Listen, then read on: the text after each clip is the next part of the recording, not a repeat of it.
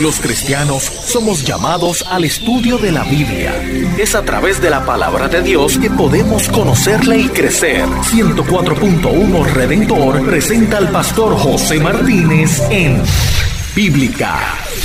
Hola, soy el pastor José Martínez Villamil y este es tu programa Bíblica, Estudio y Respuestas de la Palabra de Dios, programa que tiene como propósito ayudarte a conocer mejor a Dios a través del estudio de la Biblia y que se transmite semanalmente por aquí, por Redentor 104.1 FM desde San Juan, Puerto Rico y a través de Internet para todo el mundo. Te agradecemos tu fiel sintonía de cada semana y recuerda que para preguntas o comentarios puedes escribirnos a la dirección electrónica pregunta@biblica.com. Repetimos, pregunta@biblica con 2K.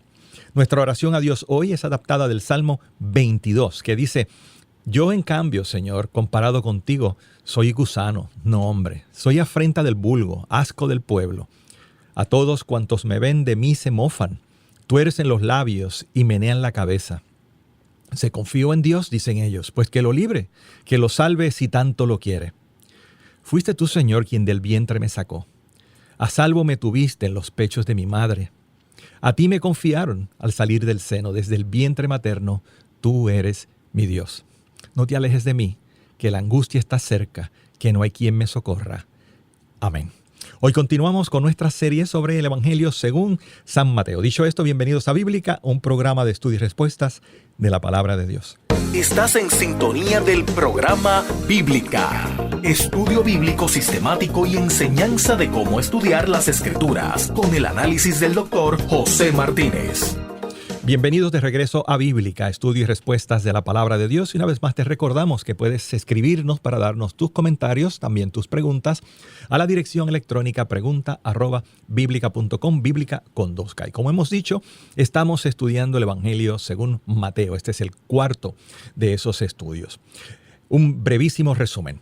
La palabra evangelio, como hemos dicho, quiere decir buenas noticias, y son las buenas noticias del amor de Dios y de la oportunidad que Dios nos brinda a través de su Hijo de conocerle y de tener una relación personal con Él, o sea, con Dios. Una relación iniciada por el mismo Dios, en la que nos ofrece el perdón de los pecados y una vida nueva. Todo esto sin nosotros merecerlo, gratuitamente y a través de Jesús. Y de Jesús es que nos habla Mateo, el primero de los evangelios y objeto de este nuestro estudio. Ya hemos cubierto lo que significan los evangelios, quién los escriben, en qué fechas se escriben, cuáles son las diferencias entre ellos, el problema sinóptico. La introducción a Mateo ha incluido el recordarnos que el centro temático de este evangelio es el reino de Dios en sus diferentes facetas, como ya en un estudio anterior estuvimos considerando. Y ya entramos luego de eso en el nacimiento del Hijo de Dios. Consideramos el tema de las genealogías en general y de la importancia de la genealogía en el caso de Jesús. Ya en el programa anterior comenzamos a hablar del próximo capítulo en la vida de Jesús, que es la de el precursor de Jesús, el profeta que viene a preparar el camino del Señor, o sea, Juan el Bautista. Estamos en el capítulo 3 de Mateo. ¿Y qué hemos dicho hasta aquí? Hemos recordado que Juan el Bautista es uno de los personajes que más hemos olvidado y menospreciado de la Biblia.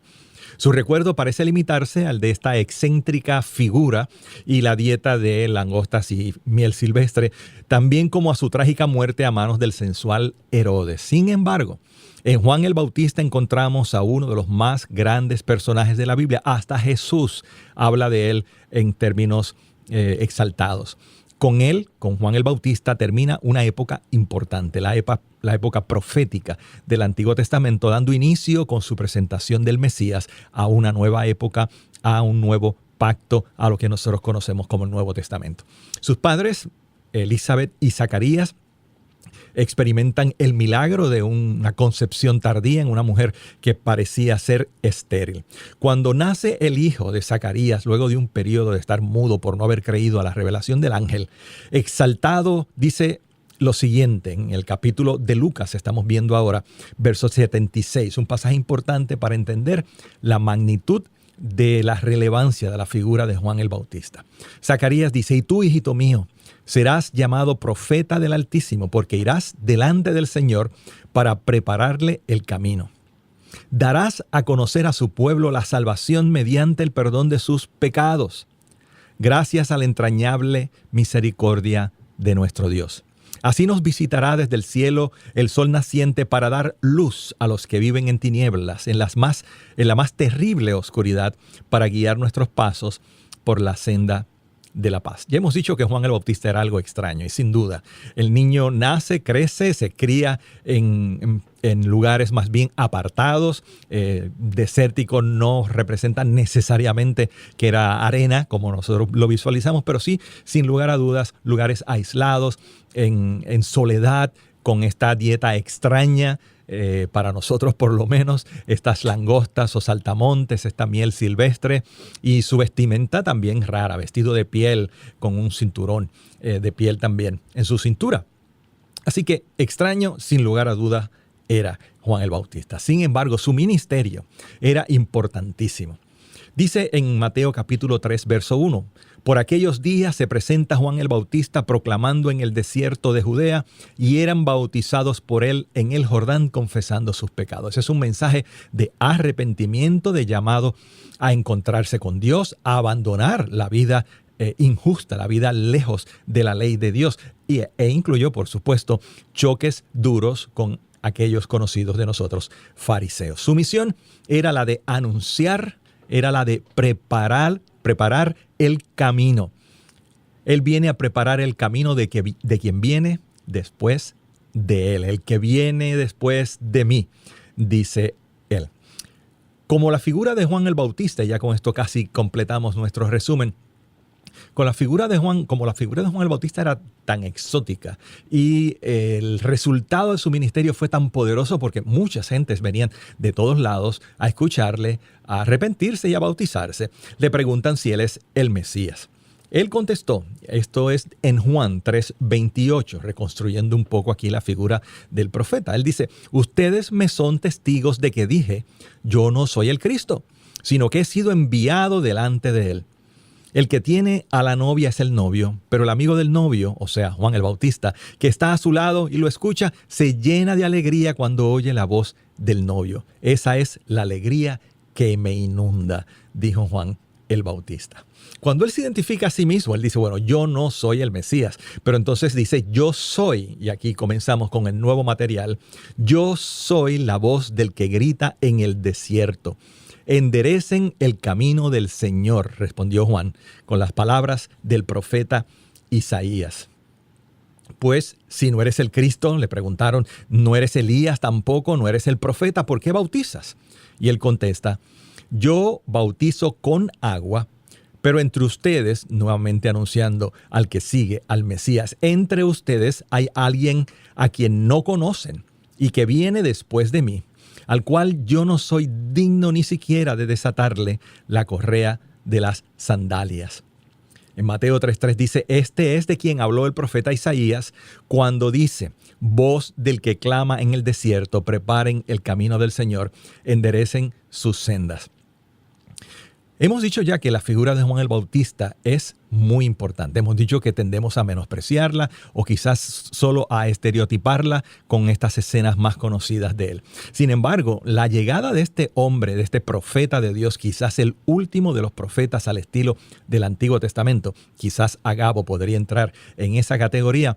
Este Juan el Bautista, su llegada, su advenimiento fue profetizado, nada menos que por el profeta Isaías. Su figura es tan importante como para encontrar un aviso de su venida en el Antiguo Testamento. Y él lo dice, y el evangelista lo dice.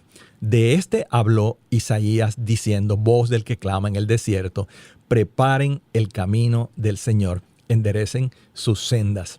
Esta cita viene de Isaías capítulo 40, que quiero leer. Dice, una voz proclama, preparen en el desierto un camino para el Señor, enderecen en la estepa un sendero para nuestro Dios. Que se levanten todos los valles y se allanen todos los montes y colinas, que el terreno escabroso se nivele y se alicen las quebradas. Entonces se revelará la gloria del Señor y la verá toda la humanidad. El Señor mismo lo ha dicho. Una voz dice, proclama. De manera que este hombre peculiar, singular, que hasta en su nacimiento y aún antes de su nacimiento presenta elementos milagrosos. Si recuerdan, aquel sacudirse por el Espíritu Santo cuando oye la voz de la Madre de Jesús. Este personaje es anunciado desde el Antiguo Testamento porque lo que él está haciendo, esta coyuntura entre Antiguo y Nuevo Pacto, entre el pueblo de Israel como digamos, el poseedor o el proclamador del reino de Dios a la nueva etapa con la iglesia. Esta figura de Juan el Bautista, ahí antes de la llegada del Mesías prometido de Dios encarnado, es muy importante. Así que esta preparación del camino, este mensaje de arrepentimiento, incluso el acto de bautizar a aquellos arrepentidos, era parte de un plan importante de preparar el camino para la llegada de Jesús. Cuando Juan el Bautista habla de Jesús hasta este momento, habla en términos muy exaltados. Y esta frase que encontramos preciosa porque indica la humildad de Juan el Bautista, el reconocimiento de su lugar en el reino de Dios. Él dice, yo no soy digno ni siquiera de amarrarle las sandalias, o sea, el trabajo de un siervo. El que viene detrás de mí es más grande que yo. Yo no soy, él insiste, yo no soy el Mesías. Yo vengo a preparar su camino y el que viene, óiganme, es más grande que yo. Y él os bautizará, no con agua, sino con Espíritu Santo y fuego. Él dice que su bautismo es un bautismo para arrepentimiento. Y sobre Jesús dice, yo no le conocía, pero he venido a bautizar en agua para que Él sea manifestado a Israel. De manera que su mensaje y el hecho mismo de bautizar es parte, como ya hemos dicho, de la preparación para la llegada del Mesías. Es la preparación del camino para el Mesías prometido. Quizás el momento, digamos, cumbre de esta identificación de Jesús como el Mesías antes del bautismo es esa poderosa frase que encontramos en Juan 1:29, cuando dice, este es el Cordero de Dios que quita los pecados del mundo. Ya antes hicimos referencia a las palabras de su padre Zacarías cuando tenía a Juan el Bautista de bebé en sus brazos.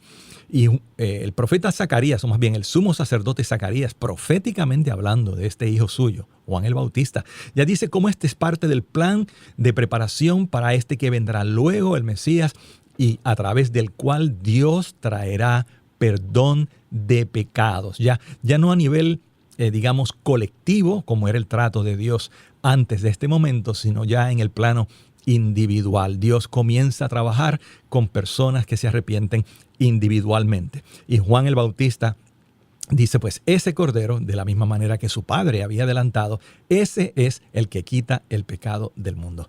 Este momento en la historia de la redención es maravilloso y es clave. Es como, ya dijimos, es como una coyuntura, como una bisagra a partir de la cual el desenlace de la llegada del Mesías y todo lo que ocurre esos siguientes 3 años es singularmente poderoso. Juan el Bautista, repetimos, es una figura muy importante.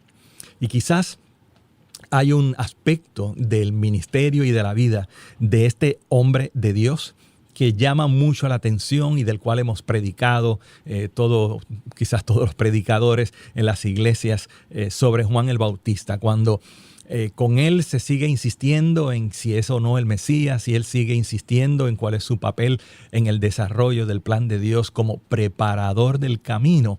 Hay un momento en el que él dice estas palabras, también están en Juan, como otros de los versos que hemos leído hoy. Él dice, vosotros mismos me sois testigos de que dije, yo no soy el Cristo, sino que he sido enviado delante de él. El que tiene a la novia es el novio. Así pues, dice, mi gozo ha sido cumplido. A él, o sea, refiriéndose al Mesías, al que viene después de él, al Cristo, a Jesús, a Jesús le es preciso crecer, pero a mí menguar.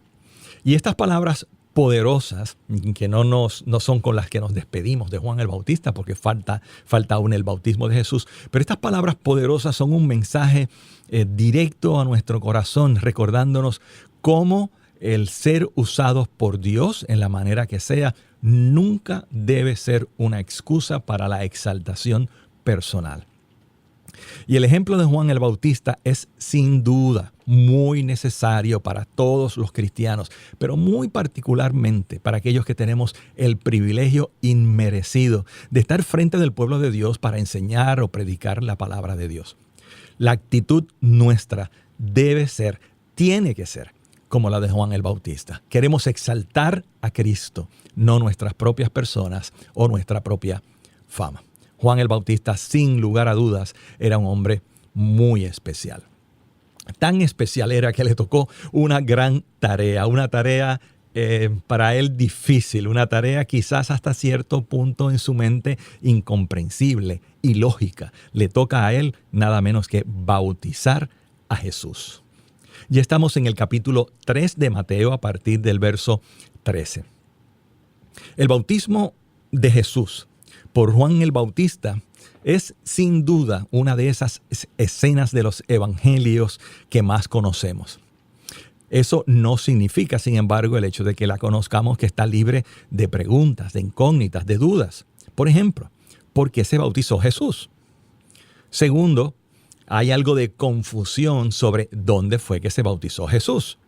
Y tercero, ¿cuál es el significado de este momento? Bueno, comencemos por qué se bautizó Jesús. La pregunta es importante, ya que hemos visto que el bautismo que ofrecía Juan el Bautista era un bautismo de arrepentimiento. Por supuesto, Jesús no tenía pecado y por lo tanto nada de qué arrepentirse. Sin embargo, Jesús mismo contesta a la negativa de Juan bautizarle diciendo, la escena casi la podemos imaginar. Juan el Bautista está en el agua, Jesús se va acercando. Cuando llega cerca de Juan el Bautista, él le dice, yo no te puedo bautizar a ti, tú me tienes que bautizar a mí. Pero Jesús contesta diciendo, hay que cumplir toda justicia. Esta frase significa algo como, hagámoslo como te digo, pues nos conviene cumplir con todo lo que es correcto. Esa es una paráfrasis de Mateo 3:15. Hagámoslo como te digo, pues nos conviene cumplir con lo que es correcto. Tenemos que cumplir con toda justicia, dice. Ser bautizado por Juan representó para Jesús algo muy importante. Juan, quien era el mensajero, el proclamador, el preparador del camino. Una vez llega Jesús, es Juan quien públicamente le identifica, Cordero de Dios, que quita los pecados del mundo, y luego, bautizándole, da inicio, por decirlo de alguna manera, al ministerio de Jesús. Esa es la contestación a la pregunta, ¿por qué se bautizó Jesús? Ahora, ¿dónde se bautizó Jesús? Aunque los que hemos tenido el privilegio de visitar a las tierras bíblicas nos llevan a un lugar donde se nos dice que Jesús fue bautizado, la realidad es que, como ocurre con otros lugares relacionados a la vida y ministerio de Jesús, no siempre estamos tan seguros de su ubicación. Y es obvio, han pasado 2000 años. Para la mayoría de los estudiosos sobre este tema, el lugar del bautismo de Jesús, y hay razones de peso bíblicas para pensarlo, no está en lo que es hoy tierra de Israel, sino al pasar el río del Jordán, lo que es hoy Jordania. Ya lo veremos en el texto bíblico. De manera que es en el lado, probablemente al otro lado del Jordán, en el lado de Jordania. Aquellos que han estado allí saben que el río Jordán en esta parte no tendrá más de 20 pies de ancho y que de un lado se ve el otro extremo, incluso con sus estaciones de soldados de ambos ejércitos a cada lado. Y allí uno puede mirar al otro lado. Así de pequeño es el Jordán en esa sección. De manera que cuando la Biblia dice que al otro lado del Jordán, muy seguramente indica que Jesús se bautizó en lo que es hoy Jordania. Ahora, también sabemos, los que hemos visitado Tierra Santa, que al lado de acá, al lado israelí del Jordán, también se identifican dos posibles lugares. Pero repito, el consenso de los eruditos es que es al otro lado del Jordán, tal y como dice el texto bíblico.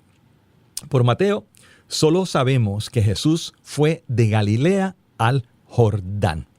Es en el Evangelio de Juan donde se nos da algo más de detalles, aunque la confusión no es resuelta, sino antes bien complicada. Antes de continuar, yo creo que es importante hacer una aclaración, más bien una explicación.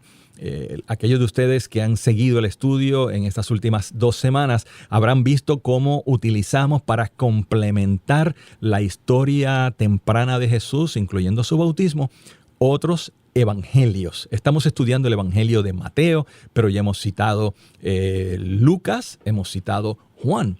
¿Y por qué hacemos esto? Bueno, recuerden que aunque hay diferencias entre los evangelios, especialmente entre aquellos sinópticos, Mateo, Marcos, Lucas y Juan, están narrando los mismos eventos desde ópticas diferentes con énfasis diferentes. Y tenemos que estar muy pendientes de observar cómo estos evangelios se complementan el uno al otro y cómo de uno podemos obtener detalles que el otro calla. Y así por eso es importante de manera paralela estudiar estos eventos. Eso sí, nota de advertencia, tenemos que estar seguros que están narrando lo mismo, porque hay veces que pasajes en diferentes evangelios se parecen mucho, pero no necesariamente se refieren al mismo evento. Pero en el caso del bautismo de Jesús, no hay duda. La complementariedad de los evangelios sinópticos con la historia que nos hace Juan nos ayuda a tener un cuadro mucho más claro de qué fue lo que pasó en ese día extraordinario en que Jesús fue bautizado. ¿Dónde fue bautizado? Miren cómo dice Juan capítulo 1 y verso 28. Todo esto sucedió en Betania, al otro lado del río Jordán, donde Juan estaba bautizando. Se refiere esto a la Betania donde vivían Marta, María y Lázaro.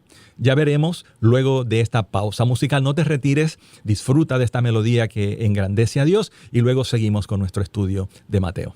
Esto es Bíblica. Sigue en sintonía del programa radial que te brinda herramientas para estudiar y comprender las Escrituras. Bienvenidos de regreso a Bíblica, estudio y respuestas de la Palabra de Dios. Estamos estudiando el Evangelio según San Mateo y estamos en el capítulo 3, a la mitad de este capítulo, en este episodio tan interesante e importante como lo es el bautismo de Jesús. Y estamos contestando 3 preguntas. Primera, ¿por qué se bautizó Jesús? Que ya la atendimos en el segmento anterior. Segundo, que estamos ya tratándolo, ¿dónde se bautizó Jesús? Y uno dirá que la pregunta pues no es tan necesaria, pero sí, porque hay bastante diversidad de opiniones sobre dónde es, y si no, vaya a Tierra Santa y pregunte dónde se bautizó Jesús. En el lado israelí le mostrarán 2 sitios, pero si pregunta al otro lado del Jordán, está probablemente el lugar más aceptado por los estudiosos como aquel donde Juan el Bautista bautizó a Jesús. ¿Pero dónde exactamente? Bueno, como ya dijimos, en el Evangelio según San Juan, que nos ayuda a complementar esta historia, en el capítulo 1 y verso 28, hablando del bautismo de Jesús, dice: todo esto sucedió en Betania, al otro lado del río Jordán, donde Juan estaba bautizando. Fíjense que ya de entrada al otro lado del río Jordán ya nos da a indicar que estamos hablando de lo que se llama la Transjordania. Es una parte que en algún momento de la historia fue parte del territorio hebreo, pero que en este momento pues no exactamente, como explicaremos en breve. Pero la mención de Betania aquí es la que crea confusión y controversia, sin duda, porque no estamos seguros cuando en el Evangelio de Mateo, el Evangelio de Juan, que es donde se menciona esto, esa referencia a Betania al otro lado del Jordán, no estamos seguros a qué se refiere. Seguro sabemos que no se refiere a la Betania donde residían Marta, María y Lázaro, los amigos de Jesús. ¿Por qué lo sabemos? Porque esta Betania estaba en la provincia de Judea, al sur, a bastante distancia del momento, más bien del lugar donde Jesús estaba y donde Juan estaba bautizando. Hasta donde sabemos, no existe hoy en día tal localidad identificada con ese nombre de Betania en esa región. Interesantemente, algunos manuscritos del Evangelio de Juan no hablan de Betania en este lugar, sino que lo identifican como Betábara. Pero esto tampoco nos resuelve el problema. Hay una zona al cruzar el Jordán llamada Betanea, sin embargo, que algunos creen que ese es el lugar que más se acerca al texto bíblico. Y estas son las razones, según citamos y encontramos de una de nuestras fuentes eruditas. Dice, la explicación más probable para esta Betania al otro lado del Jordán es la región de Batanea, que también se llama Basán en el Antiguo Testamento, o Basán como la conocemos. Dice que hay varios argumentos para respaldar esta identificación. Como un área al norte de la Transjordania, Batanea pudiera encajar muy bien en términos de la geografía y de la cronología que se presenta en el Evangelio de Juan. Así que concuerda geográfica y cronológicamente. Interesantemente, argumento número 2, también en la Septuaginta, recuerden la versión griega del Antiguo Testamento, esta región de Basán, como también se le llama, es identificada en el Antiguo Testamento como al otro lado del Jordán, una frase que quizás ya era de todos conocida. Y tercero, porque esta región estaría fuera del dominio del rey Herodes. Y esta razón es muy importante por razones que sabemos. Este Herodes es el que más tarde ejecutará a Juan el Bautista. Por lo tanto, esta teoría nos ayuda a entender por qué Juan está bautizando en este lugar, al otro lado del Jordán, en un territorio que no es, o que no está más bien, bajo la responsabilidad política de Herodes. La segmentación que ocurrió en tiempos después de la muerte de Herodes el Grande, un territorio al otro lado del Jordán cayó en manos de otro líder o rey, no de los Herodes. De manera que es muy probable que en esa región, quizás cerca de Perea, no lo sabemos bien, pero sí sabemos, en este lugar llamado Betania o Batanea o Basán, es donde Jesús estaba bautizando. Pero bueno, fuese como fuese, Jesús fue bautizado por Juan, muy probablemente no en Israel de hoy, sino en Jordania, al otro lado del Jordán y fuera del control del rey Herodes. La tercera pregunta que nos hemos formulado, quizás la más importante de todas estas, es la siguiente: ¿cuál es el significado de este momento? Aunque seguro que nos llama mucho la atención la figura de la paloma, ¿no? El Espíritu Santo que desciende en forma de paloma, que de hecho aparentemente solo vieron Jesús y Juan el Bautista. Son quizás las palabras que se escucharon desde el cielo las que son más importantes en este incidente de la vida de Jesús. ¿Quién escuchó? ¿Fue solo Jesús? ¿Fue Jesús y Juan el Bautista? No es importante para nosotros hoy. Lo que sí sabemos es que al momento del bautismo y de la aparición, que repito, aparentemente solo ven Jesús y Juan el Bautista, de esta paloma que se identifica por el evangelista como que el Espíritu Santo desciende en forma de paloma, lo más importante es esta voz que se oye desde el cielo. Aunque la designación que ya habíamos visto, que Juan el Bautista hace de Jesús como el Cordero de Dios que quita el pecado del mundo, es importante y hermosa a la misma vez, sin embargo, no compara con las palabras de aprobación del Padre Celestial al momento del bautismo de Jesús. Dice, este es mi Hijo amado, estoy muy complacido con él. Si recordarán, esta es una frase semejante, si no idéntica, a la que se oye desde el cielo en el momento de la transfiguración, cuando en aquel monte Jesús con 3 de sus discípulos más allegados se transfigura, se transforma y de nuevo se oye la voz del cielo, confirmando la complacencia que tiene el Padre con este Hijo que comienza su ministerio en este momento. Así que reconstruimos. Jesús llega al Jordán, es identificado por Juan el Bautista como el Cordero de Dios que quita los pecados del mundo. Se rehúsa inicialmente a bautizarlo, pero Jesús dice, tenemos que hacer las cosas, cumplir con lo que es correcto. Hemos tratado de explicar algo de por qué se bautizó Jesús, que va en esta línea. También dónde hemos explicado las diferentes opiniones y cuál es el significado de este momento. Aquí inicia el ministerio de Jesús.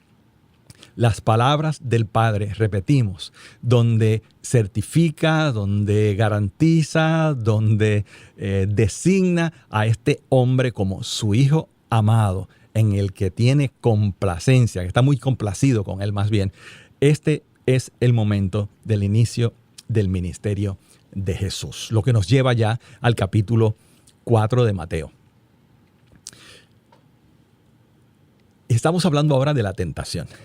Y es importante porque acabamos de decir que con el bautismo de Jesús por parte de Juan el Bautista se da inicio al ministerio de Jesús. Pero lo primero que vemos en esta gira de su ministerio naciente es una visita al desierto.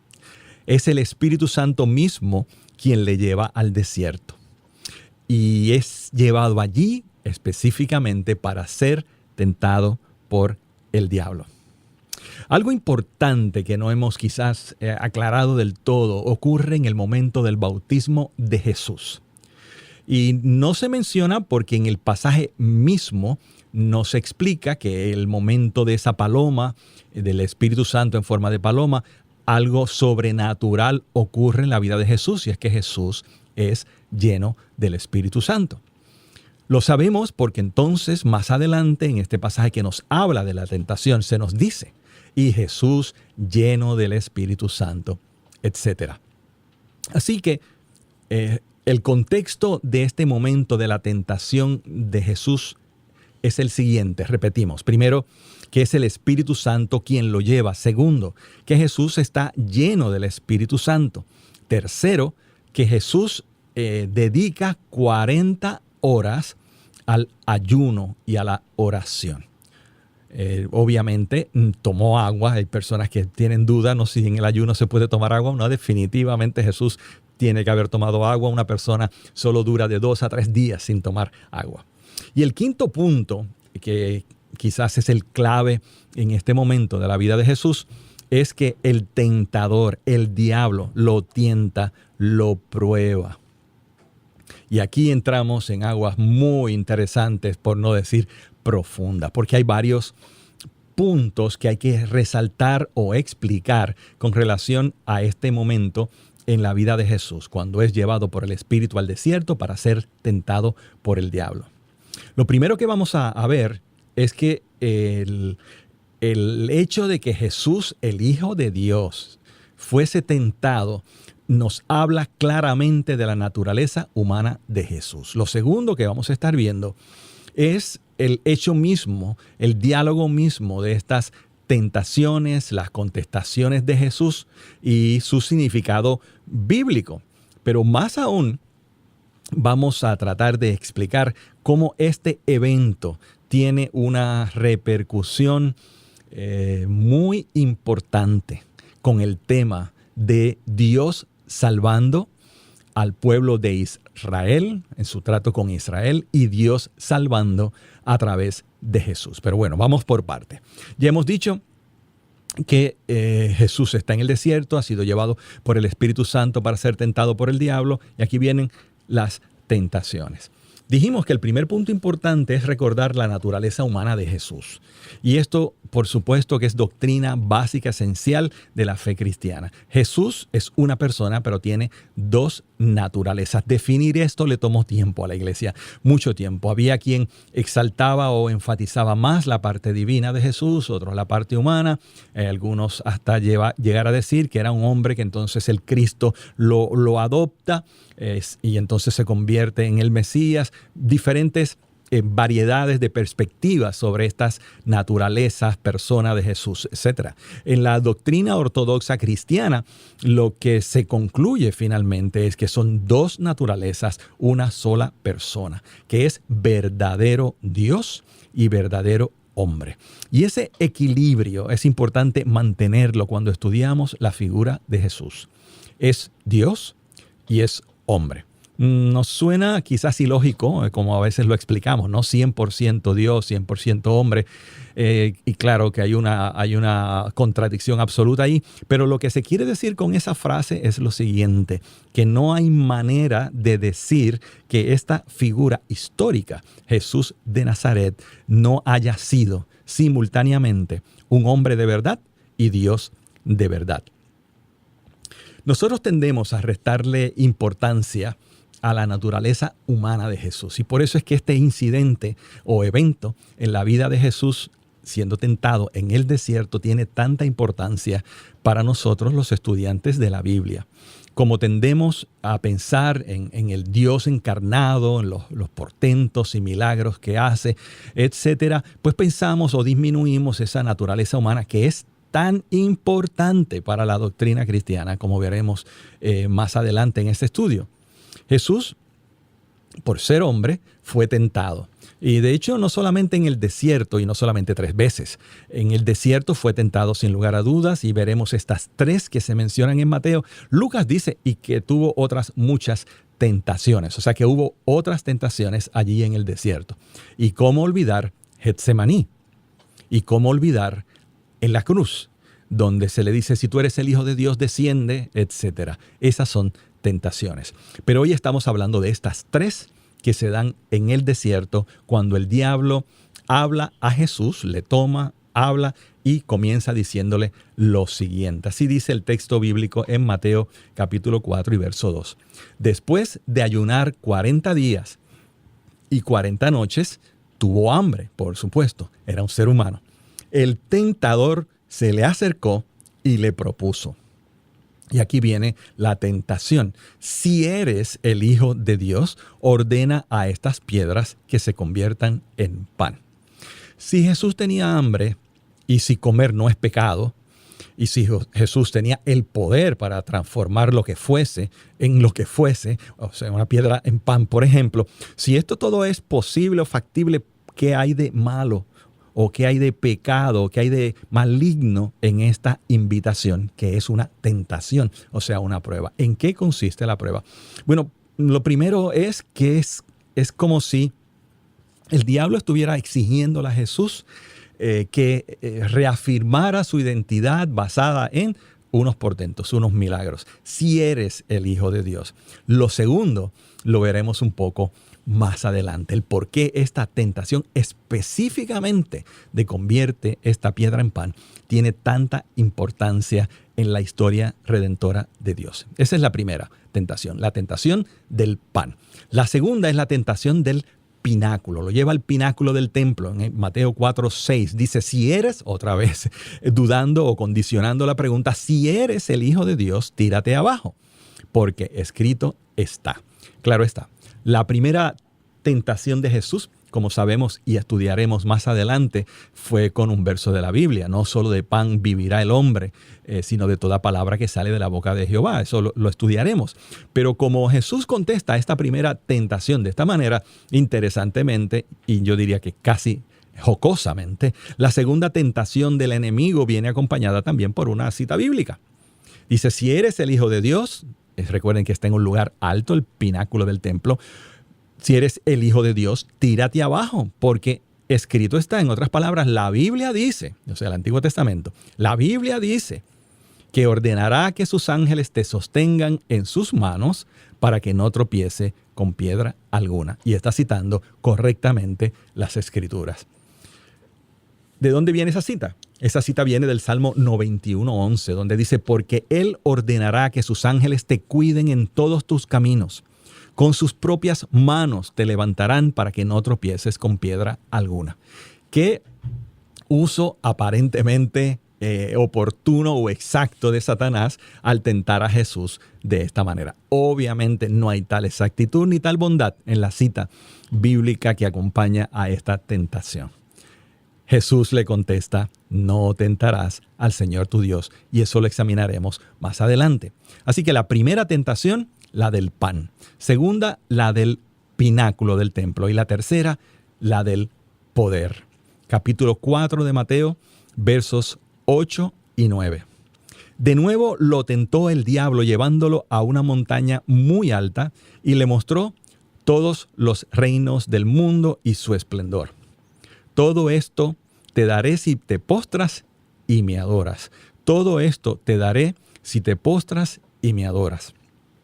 En esta tercera tentación, según la narración de Mateo, se da un cuadro, yo diría que impresionante. No sabemos de qué manera, desde qué montaña, obviamente hay aquí algo sobrenatural, podría verse todos los reinos del mundo y su esplendor. Así que hay algo sobrenatural en esta tentación donde el diablo provoca o obra o facilita que Jesús pueda ver todo el dominio humano, reinos humanos dominados por el diablo. Y se los ofrece a Jesús a cambio de algo sencillo. Te daré todo esto si te postras y me adoras. 2 comentarios muy importantes. Primero, ¿por qué el diablo ofrece el mundo? El diablo, dice el mismo Jesús, es el príncipe de este mundo. Cuando la humanidad pecamos allí en el huerto, lo que hicimos fue pasarle la escritura de la creación de Dios a Satanás. En un sentido, él se convierte en el soberano del mundo, entiéndase, el sistema anti-Dios, el sistema no de Dios. El diablo se convierte en el príncipe, en el rey de este mundo. Así que cuando lo ofrece, tienes razón en ofrecerlo. El diablo es padre de mentira, pero aquí está diciendo la verdad. Lo segundo es qué es lo que está persiguiendo Satanás con pedirle a Jesús que se postre delante de él.